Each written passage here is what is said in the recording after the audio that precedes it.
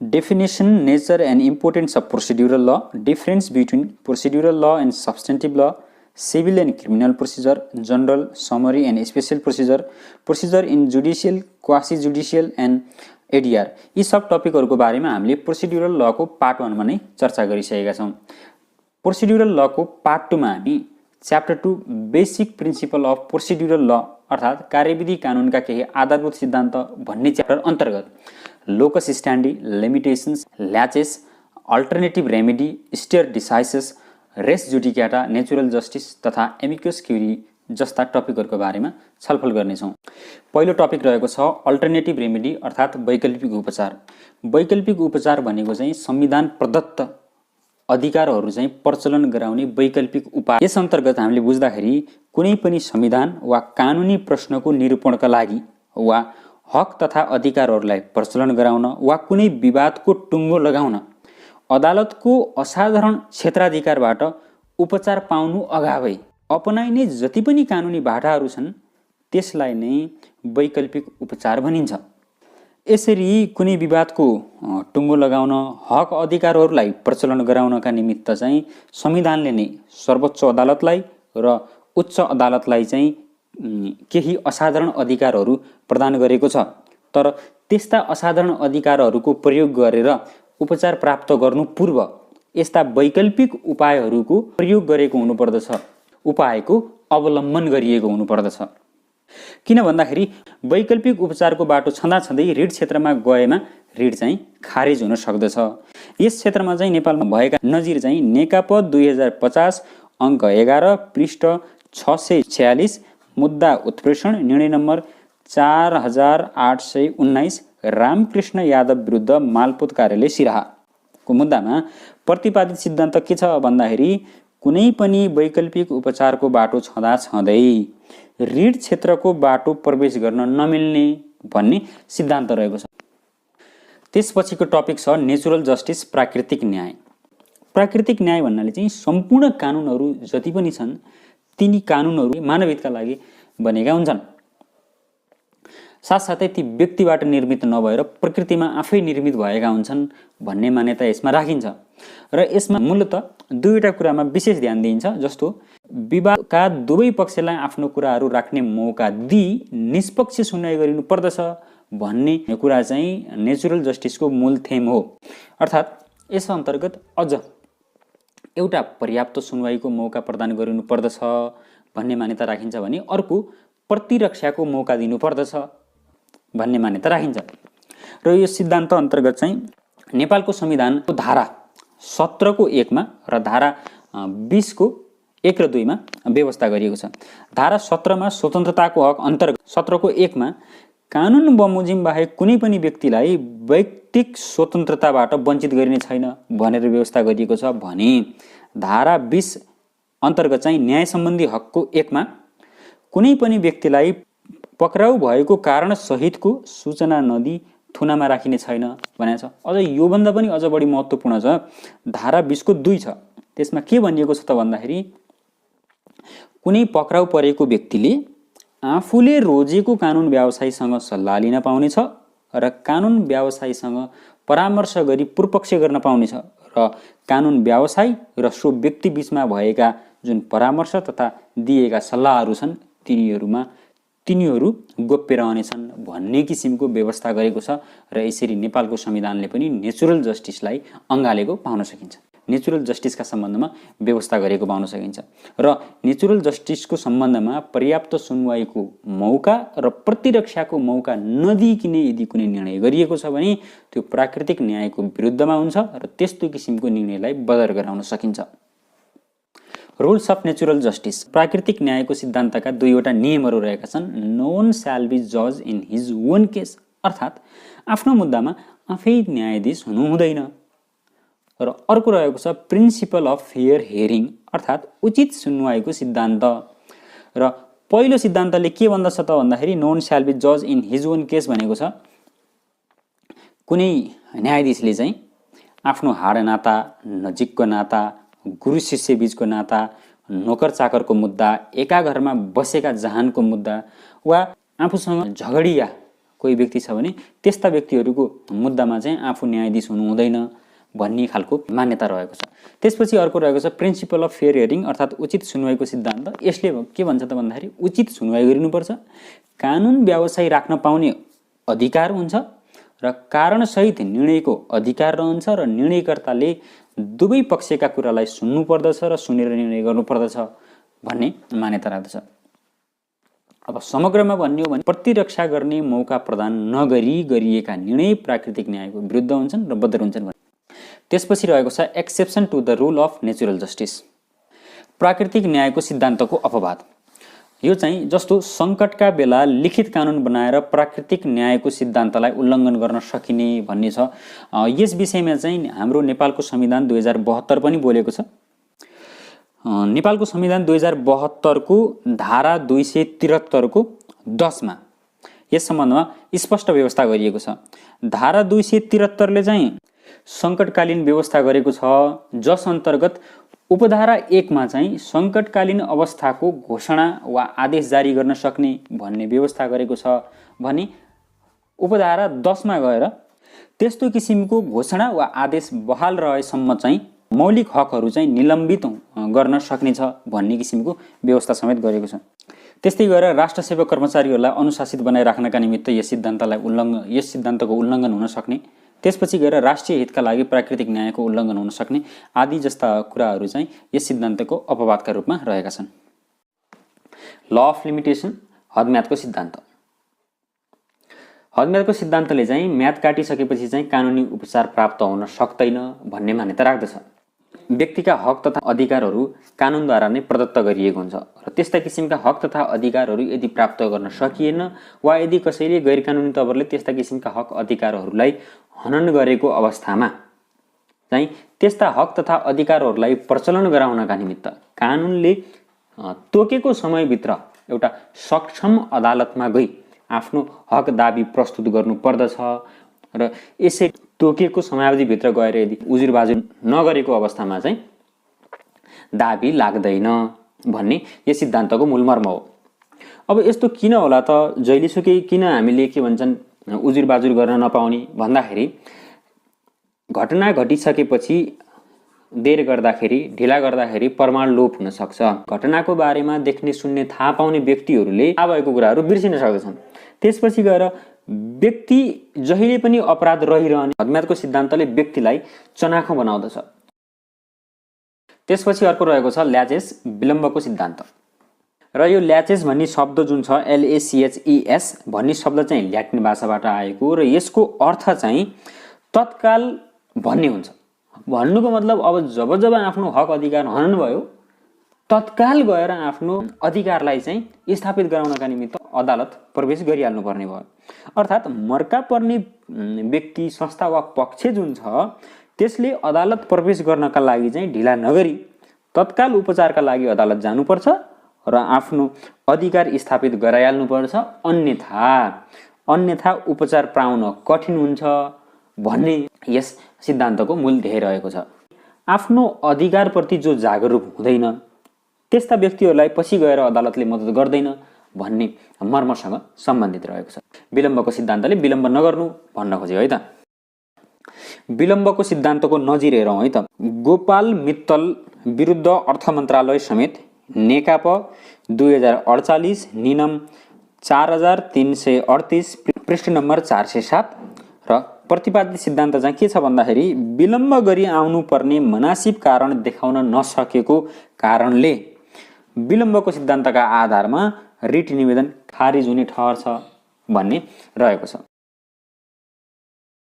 त्यसपछि अर्को टपिक रहेको छ अदालतको असाधारण अधिकार क्षेत्र।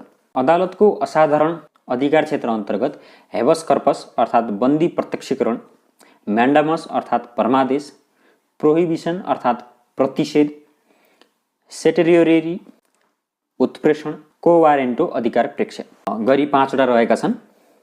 यसमध्येको पहिलो रहेको छ हेबस कर्पस अर्थात् बन्दी प्रत्यक्षीकरण। यो हेबस कर्पस भन्ने जुन शब्द छ यो चाहिँ ल्याटिन टर्मिनोलोजी हो है।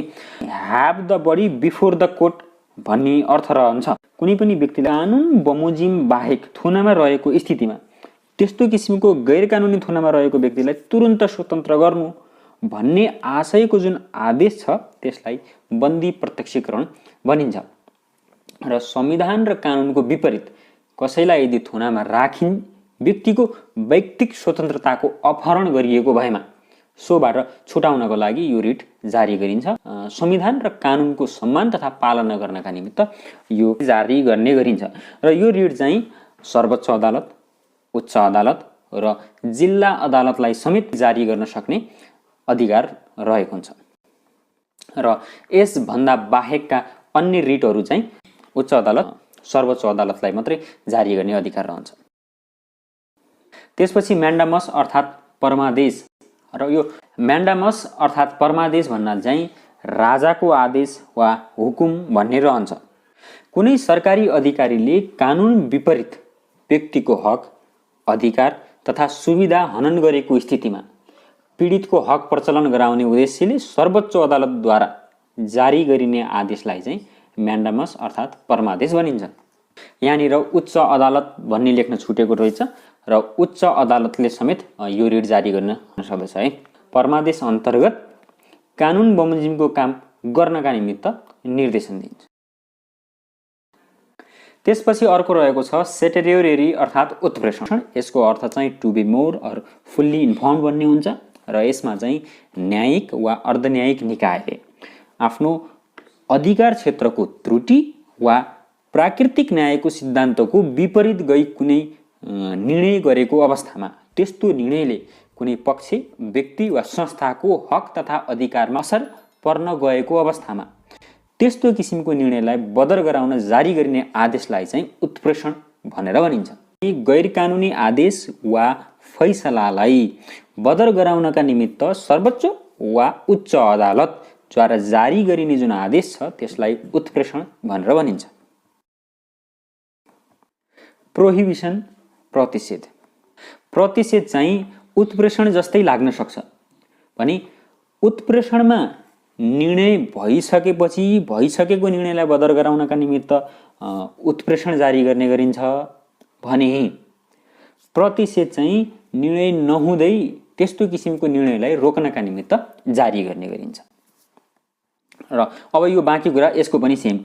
न्यायिक वा अर्धन्यायिक निकायले अधिकार क्षेत्रभन्दा बाहिर गई निर्णय वा फैसला गर्न लागेको सम्बन्धमा निवेदन पर्न आएमा त्यस्तो निर्णयलाई बदर गर्नका निमित्त वा त्यस्तो निर्णय जारी नै गर्न नपाउनका निमित्त जारी गर्ने जुन आदेश छ त्यसलाई चाहिँ प्रतिषेध भनेर भनिन्छ र यो आदेश पनि सर्वोच्च अदालत र उच्च अदालतद्वारा जारी गरिन्छ। त्यसपछिको छ को वारेन्टो अधिकार प्रेक्ष्य। कसैको अधिकार हनन गरेको अवस्थामा 1. गैर कानुनी ढङ्गबाट कुनै सार्वजनिक पदमा पदस्थापन गरेको अवस्थामा 2. गैर कानुनी ढङ्गबाट वा अधिकार बिना नै कुनै सार्वजनिक पदाधिकारीलाई बर्खास्ती गरेको अवस्थामा 3. यो तीनवटा अवस्थाको कुनै काम गरेको अवस्थामा त्यस्तो कार्य कुन अधिकार अन्तर्गत रहेर गरिएको हो भनी स्पष्टीकरण माग गरिने जुन आदेश छ त्यसलाई अधिकार प्रेक्ष्य भनिन्छ।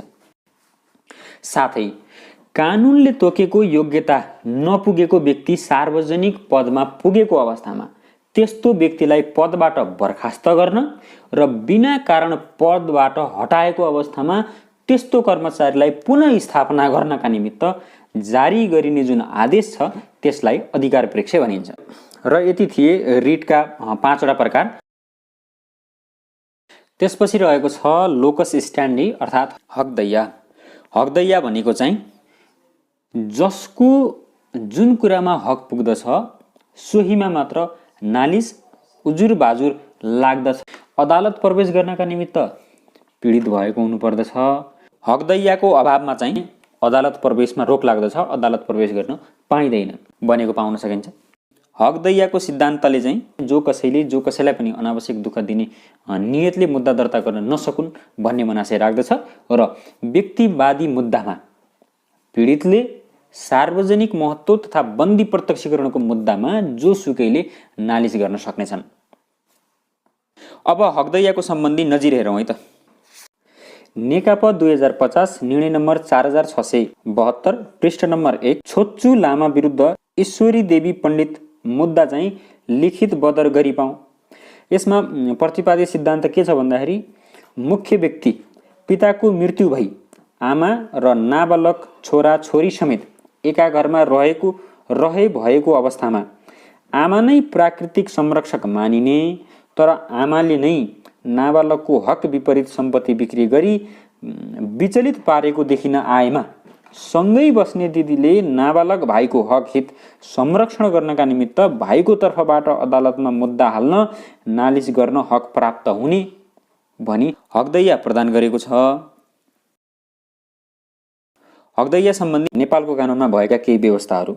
मुलुकी देवानी कार्यविधि संहितामा दफा 86 मा हक पुग्ने विषयमा फिराद दिनुपर्ने भनेर फिराद दिँदा आफ्नो हक पुग्ने विषयमा मात्र दाबी गरी फिराद दिनुपर्ने छ भन्ने व्यवस्था गरेको छ।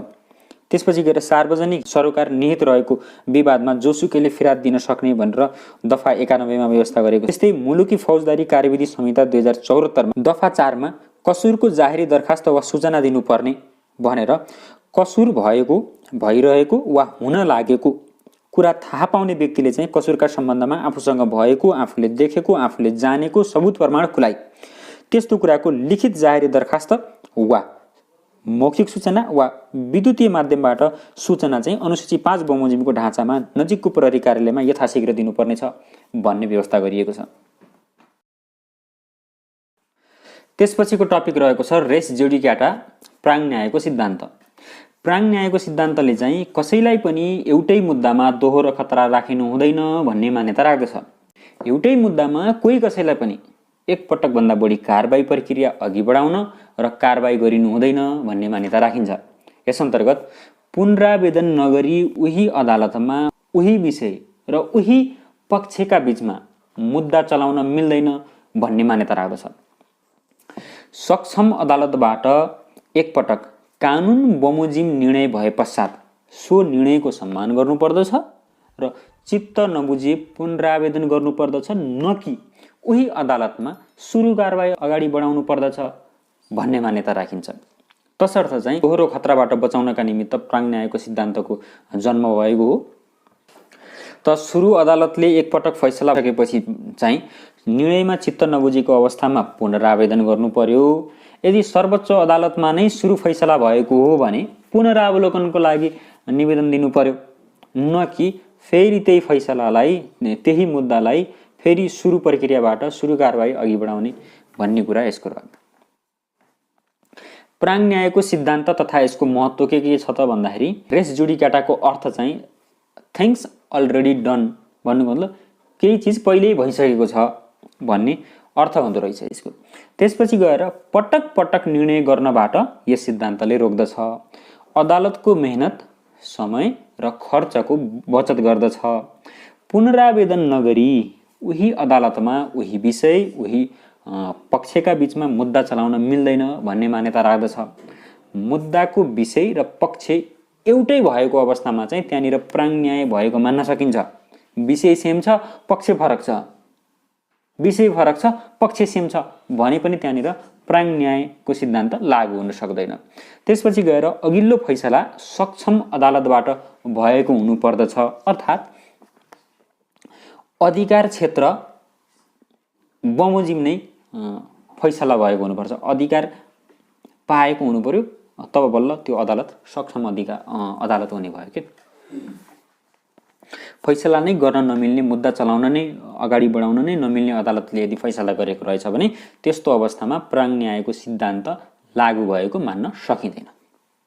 अब प्राङ न्यायमा हुनुपर्ने तत्त्व भन्ने कुरा रहेको छ। के भयो भने त्यहाँनिर प्राङ न्याय भएको मान्न सकिन्छ भन्दाखेरि विवाद एउटै हुनुपर्ने, मुद्दाका पक्ष एउटै हुनुपर्ने, सक्षम अदालतबाट निर्णय गरिएको हुनुपर्ने र पुनरावेदन नगरी उही अदालतमा सुरु अदालतमा मुद्दा दायर गरेको हुनुपर्ने। यी यति कुरा भएको अवस्थामा चाहिँ त्यहाँनिर प्राङ न्याय भएको मान्न सकिन्छ, प्राङ न्यायका तत्त्वहरू विद्यमान भएको मान्न सकिन्छ। इनएप्लिकेबिलिटी अफ रेस जुडिकाटा प्राङ्न्याय नहुने अवस्था। अब कस्तो अवस्थामा प्राङ्न्याय हुँदैन है त? अघिल्लो मुद्दा, यो सबै पोइन्टहरूको अगाडि अघिल्लो मुद्दा भन्ने सम्झिने है। अघिल्लो मुद्दा मिलेमतोबाट भएको अवस्थामा, त्यस्तो अवस्थामा प्राङ्न्याय हुन सक्दैन। अघिल्लो मुद्दा अधिकार क्षेत्र विहीन निकायबाट निर्णय भएकोमा, भन्नुको अघिल्लो मुद्दामा भन्नु पर्यो है। यहाँ अघिल्लो मुद्दामा अधिकार क्षेत्र विहीन निकायबाट निर्णय भएमा, अघिल्लो मुद्दामा प्रमाण नबुझी कानुनी रीत नपुगी हदकैया विहीन अवस्थाबाट फैसला भएमा, अघिल्लो मुद्दामा उचित सुनवाई बिना नै निर्णय भएमा, गम्भीर त्रुटिपूर्ण निर्णय भएको अवस्थामा चाहिँ त्यहाँनिर प्राङ्न्यायको सिद्धान्त लागू हुँदैन वा प्राङ्न्याय भएको मान्न सकिँदैन। अब प्राङ्न्यायको सिद्धान्त लागू भएन भने त त्यही अदालतमा सुरु कारबाही अगाडि बढाउन सकिने भयो। र प्राङ्न्यायको एउटा नजिर हेरौँ है त। नेकपा 2053 अङ्क 4 पृष्ठ 291 नियम 6172। मुद्दा छ उत्प्रेषण रामप्रसाद चौधरी विरुद्ध मालपोत विभाग। यस मुद्दामा चाहिँ प्रतिपादित सिद्धान्त के छ भन्दा, मन्त्री परिषदको निर्णयको आधारको पत्रले मौजुदा कानुनी व्यवस्थालाई काट्न सक्दैन र कुनै पनि न्यायिक वा अर्धन्यायिक निकायले एकपटक एउटै विषयमा निर्णय गरिसकेपछि सोही विषयमा पुनः निर्णय गर्न मिल्दैन भन्ने रहेको छ। एमिकस क्युरी अर्थात् अदालतको मित्र, फ्रेन्ड अफ द कोर्ट भन्ने यसको अर्थ रहन्छ है। मुद्दाको पक्ष विपक्ष नभई व्यापक सार्वजनिक हित वा नागरिक अधिकार वा मानव अधिकार जस्ता मुद्दामा अदालतमा अदालतको मागअनुसार वा आफै कानुन व्यवसायीले निवेदन दिई, दुईटा अवस्था, अदालतको मागअनुसार वा कानुन व्यवसायीले नै निवेदन दिई उपस्थित भई बहस पैरवी गर्ने सल्लाह वा सहयोग गर्ने व्यक्तिलाई चाहिँ अदालतको मित्र एमिकस क्युरी भनिन्छ। यसको ज्वलन्त उदाहरण चाहिँ प्रतिनिधि सभा विघटनका सम्बन्धमा मुद्दामा विभिन्न कानुन व्यवसायीहरूले अदालतलाई सहयोग गरेका थिए र यो अहिलेको जल्दोबल्दो विषय पनि हो। र यस्तो अदालतको मित्रले चाहिँ सार्वजनिक हित बमोजिम तटस्थ भएर मुद्दाको कुनै पनि पक्ष विपक्षको तर्फबाट मुद्दामा कुनै तर्क नदिएर तटस्थ भएर वास्तविक मुद्दा के हो त भन्ने विषयमा राय दिने गर्दछ। नेपालमा प्राय बारबाट माग्दछन्। अब एमिकस क्युरी मागिने अवस्थाहरू कस्तो अवस्थामा चाहिँ एमिकस क्युरी माग्ने त भन्दाखेरि, सरकारको हस्तक्षेप गर्ने धारणा भएको अवस्थामा, एक, मुद्दाको विषयवस्तुमा अदालत प्रभावित हुन सक्ने भएमा, दुई, मुद्दाको निर्णयले मुद्दाका पक्षहरू बाहेक अन्य पक्षलाई पनि असर पार्न सक्ने भएको अवस्थामा एमिकस क्युरी मागिने रहेछ है त। त्यसपछिको अर्को टपिक रहेको छ स्टेट डिसाइसिस अर्थात् नजिरको सिद्धान्त। यो चाहिँ कमन ल सिस्टम अन्तर्गत बेलायतबाट सुरु भएको र स्पष्ट कानुनको अभावमा माथिल्लो अदालतले गरेको निर्णयलाई तल्लो अदालतले कानुन सरह मान्यता दिई फैसला गर्ने सिद्धान्तलाई चाहिँ नजिरको सिद्धान्त भनिन्छ। नेपालमा सर्वोच्च अदालतले गरेको विशेष निर्णयलाई मात्रै नजिरको रूपमा मान्यता दिइन्छ। माथिल्लो अदालतबाट प्रतिपादित सिद्धान्त मातहतका अदालत वा पूर्ण इजलासको फैसला संयुक्त वा एकल इजलास र संयुक्त इजलासको फैसला एकल इजलासले मान्नुपर्ने बेलायती न्याय प्रशासन रहेको छ। संविधान र कानुन बनाउने अवस्थामा नजिरका आधारमा बनाइने हुँदा नै यसलाई संविधान र कानुनको स्रोतका रूपमा लिने गरिएको। नजिरको सिद्धान्तका सम्बन्धमा भएको नजिर हेरौँ है त। नेकपा 2051 अङ्क 12 नियम 5019 पृष्ठ 953 पूर्ण इजलास। मुद्दा उत्प्रेषण डाक्टर नारायण हरि गजुरेल विरुद्ध लोकसेवा आयोग समेत। प्रतिपादित सिद्धान्त, यस सिद्धान्त अनुसार कुनै पनि कानुनको विवेचनायुक्त व्याख्या कुनै मुद्दामा भइसकेको छ र सोही कानुनी प्रश्न उठेको छ भने पूर्ण व्यवस्थालाई आधार मानी सो सिद्धान्तलाई अनुसरण गर्नुपर्दछ। तर कुनै नजिर वा निर्णयधार गलत छ, विवेकपूर्ण छैन, सर्वसाधारणलाई कठिनाई वा असुविधा हुनेछ तथा मुद्दाको तथ्य नै फरक छ भने अदालतले त्यस्तो निर्णयधारलाई ग्रहण गर्न नसक्ने भन्ने किसिमको सिद्धान्त प्रतिपादित भएको छ। यतिन्जेल हामीलाई सुनेर साथ दिनुभएकोमा यहाँलाई धेरै धेरै धन्यवाद। नेक्स्ट पार्टमा हामीले प्रोसिड्युरल लको पार्ट 3 मा हामी chapter 3 jurisdiction of court and other bodies and ADR भन्ने च्याप्टरको बारेमा छलफल गर्नेछौँ। सो भिडियो नछुटाउनको लागि चाहिँ यहाँहरूले हाम्रो च्यानललाई सब्सक्राइब गरेर नोटिफिकेसन बेल अन गर्नुहोला। साथै यहाँहरूले चाहिँ हामीलाई फेसबुकमा @नेपाल कानुन वा नेपाल कानुन भनेर सर्च गरेर पेज लाइक गर्न सक्नुहुन्छ। ट्विटरमा पनि नेपाल कानुन नै रहेको छ। त्यसपछि गएर डेली मोसनमा पनि नेपाल कानुन भिजिट गरेर हाम्रो भिडियोहरू हेर्न सक्नुहुन्छ। यदि यहाँहरू हाम्रो भिडियो चाहिँ फेसबुकमा हेर्दै हुनुहुन्छ भने पेजलाई लाइक गर्न, युट्युबमा हेर्दै हुनुहुन्छ भने च्यानललाई सब्सक्राइब गर्न, डेली मोसनमा हेर्दै हुनुहुन्छ भने च्यानललाई फलो गर्न नछुटाउनु होला भन्दै म दिपुट काल बिदा हुन्छु।